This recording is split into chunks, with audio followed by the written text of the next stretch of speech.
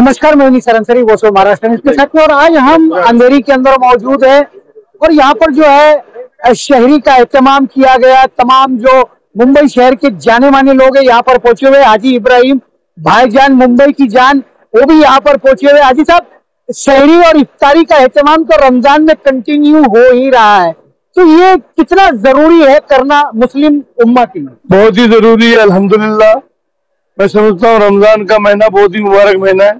अल्लाह ताला रहमतों के दरवाजे खुले रखता है और जो कोई भी सहरी और अफ्तारी करता है उसके लिए जन्नत में घर बनता है।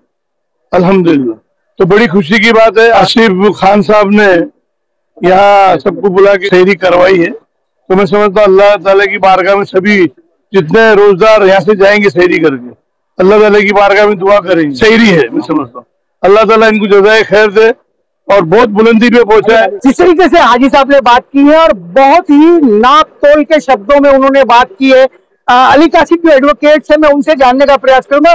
कासिम जी, जिस तरीके से हर साल ही आप ये शहरी का एहतमाम करते हो, बहुत सारे लोगों को, सेलिब्रिटीज को भी बुलाने का यहाँ पर काम करते हो, क्या नहीं लगता कि ये काम आपको उन गरीबों तक भी पहुंचना चाहिए जो वाकई में इसके सही हकदार है?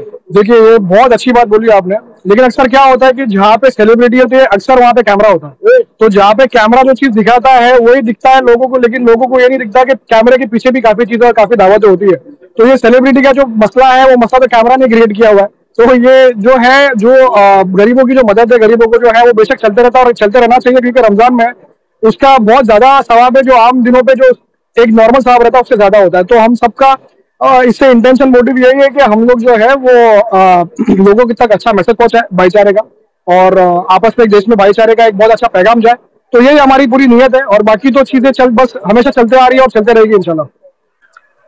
अली कासिम जी, मैं एक सवाल आपसे और ये ले लूंगा कि जिस तरीके से हाजी साहब ने कहा कि युवाओं के लिए, जो आज का युवा पीढ़ी है मुसलमानों के लिए अंदर, खास करके हम देख रहे हैं कि रमजान का महीना शुरू हुआ तो लड़के जो है वो सड़कों पर घूमने का काम और कहीं कहीं हुक्का पार्लों में जाने का काम और भी बहुत सारी ऐसी खुराफात की चीजें करते हैं। लेकिन आपको ये जो सिंपलाइजेशन जो है वो किस तरीके से आपको समझ में आता, क्या वो चीजें आपको समझ में नहीं आती क्या? देखिए, बहुत अच्छा सवाल उठाया आपने कि आज की तारीख में कौम को ये चीज बहुत जरूरी है समझना कि अगर कोई एक इन्फ्लुएंसर या कोई भी एक जो है जिसका नाम है, अगर वो कोई गलत काम कर रहा है तो वो उसको और भी लोग कॉपी करने वाले हैं। तो बहुत जरूरी है ये चीज कि अच्छा मैसेज है, अच्छे लोगों को अच्छी चीज बात समझे। तो हम अगर कोई इंसान अगर सेलिब्रिटी है या वो अगर कोई भी अच्छी चीज कर रहा है तो उसको ये समझना चाहिए कि उसको लाखों करोड़ लोग देखने वाले हैं, तो अच्छा मैसेज आना चाहिए और इस चीज को बिल्कुल प्रमोट करना चाहिए, सही मैसेज को। इस तरीके से हाजी इब्राहिम साहब ने बात की और कहीं ना कहीं अली कासिम जो एडवोकेट है उन्होंने बात की है, लेकिन मुंबई शहर में बल्कि पूरे भारत के अंदर बाबा मखदूम का दर और हाजी अली का दर जो है वो एक प्रेरणा देता है सारे समाज को। और उसके जो अध्यक्ष है सोहेल खंडवानी जी भी यहाँ पर हर साल पहुंचे। सोहेल भाई, मैं आपसे जानना चाह रहा हूँ कि हमारी मुलाकातें अक्सर और बेशतर, चाहे वो इफ्तारी का मामला हो, चाहे शहरी का मामला हो, चाहे उर्स का मामला हो, हर जगह होती है और पीस ऑफ द ह्यूमैनिटी की बात आप हमेशा ही करते रहे। आज क्या डिफरेंट मैसेज देना चाहेंगे मुस्लिम नौजवानों को और मुस्लिम समाज को? देखिए, माहिम दरगाह, हाजी दरगाह हमेशा एक प्लेटफॉर्म रहा है ह्यूमैनिटी का। और अभी मैंने इसके पहले आपका सवाल सुना था कि शेरी में लोग जाते, अच्छे पकवान खाते, बट उसके अलावा एक और मकसद रहता है जो आपने देखे कि हाजी इब्राहिम साहब यहाँ है, इधर भाईजान उनके साथ में दूसरे पॉलिटिकल के लोग हैं। यहाँ हमारा एक मैसेज जो भेजने का हमेशा रहता है, एक ब्रदरहुड का प्लेटफॉर्म, ये सब एक प्लेटफॉर्म के ऊपर ब्रदरहुड चले और यहाँ बैठ के हम सोसाइटी को क्या दे सकते, तो उसको भी गौर तलब होती है कि यहाँ एक काम भी यहाँ से एक शेरी पे एक दूसरा काम कुछ हो जावे। शेरी भी एक अच्छा वो माहौल है कि लोग आते हैं, शेरी करते हैं, शेरी भी खिलाना भी एक अच्छी चीज है, प्लस उसके ऊपर बैठ के गौर तलब करना कि हम आगे लोगों का क्या काम कर सकते हैं, तो उसमें एक वैल्यू एडिशन होता है।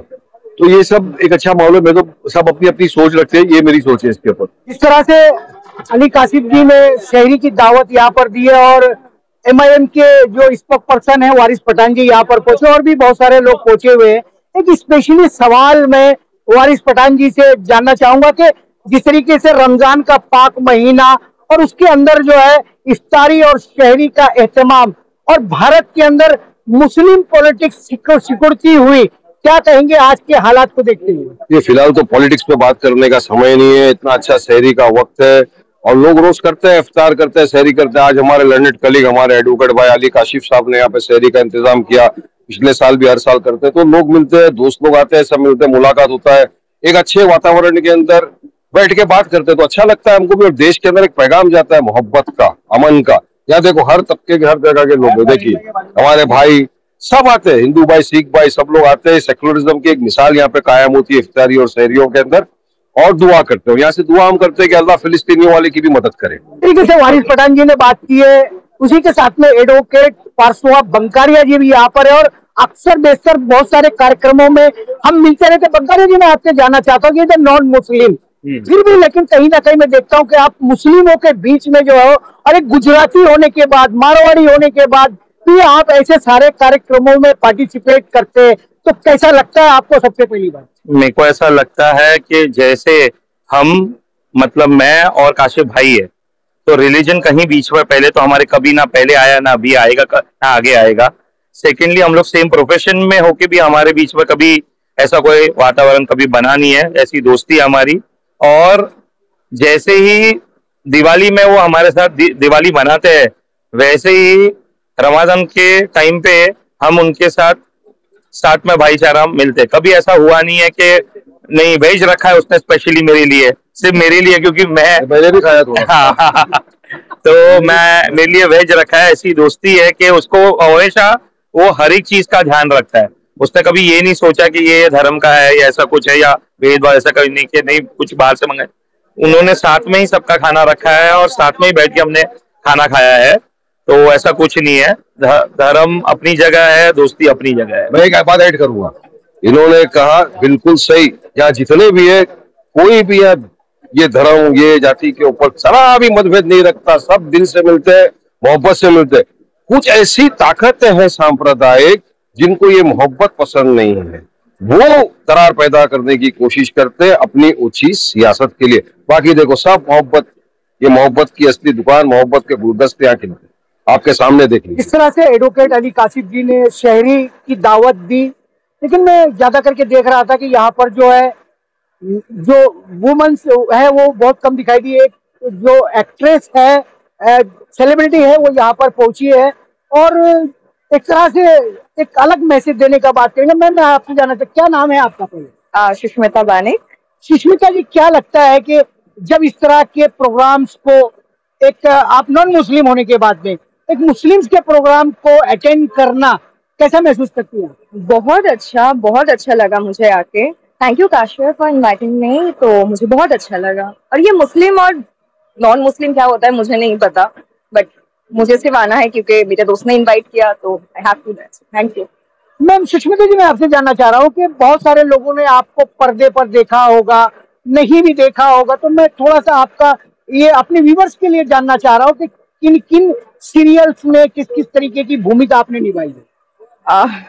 ये तो बहुत लंबी कहानी है। इन शॉर्ट मैं बताऊंगी मेरी लास्ट शो के बारे में, जो कि काफी पॉपुलर था। वो है शेरदिल शेरगिल एंड बिफोर जननी। तो सुष्मिता जी, क्या लगता है कि जिस तरीके से आप सीरियल्स में काम करती, वो दुनिया अलग है, फिल्म इंडस्ट्री की दुनिया ही अलग है।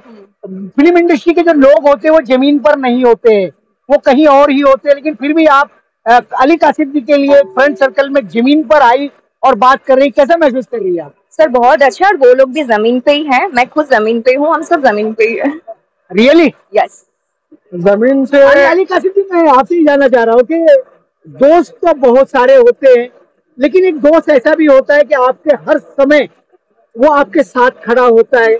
जिस तरीके से सुषमा जी ने कहा है कि रात के 3 बज चुके हैं, महिलाओं में बड़ी जिम्मेदारियां होती हैं, बिल्कुल, लेकिन फिर भी वो आपकी मोहब्बत में, आपकी फ्रेंड सर्कल में ये आए, क्या कहना चाहोगे इनको? देखिए, पहली बात तो ऐसे दोस्त जो है वो बहुत कम मिलते हैं, और जैसा आपने बताया कि लेडीज का मामला देर वक्त का रात है, तो इसी से समझ में आता है कि इंसान का इंपॉर्टेंस क्या है, कैसा है।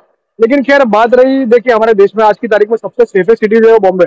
आप यहाँ पे 3 बज रहा हो या सुबह के 5 बज रहा हो, डजंट मैटर, यहाँ पे पुलिस कर्मचारी और जितने भी अपना लॉ एंड ऑर्डर है वो बहुत तरीके से सेटल है। और बाकी चीजों का छोटा मोटा जो भी ध्यान है वो हम लोग भी रखते हैं कि हमारे जो मेहमान लोग हैं वो सही तरीके से घर पे पहुंच जाए, सही तरीके से एकदम फैसिलिटीज प्रोवाइड हो। टेक्नोलॉजी का जमाना है, व्हाट्सएप एड्रेस शेयर होता है, लाइव एड्रेस शेयर होता है, तो उसमें ऐसे कोई मसले की बात होती नहीं। आजकल आप देखोगे कि सुबह रात क्या है बॉम्बे में, तो कुछ हिसाब ही नहीं है इस चीज का।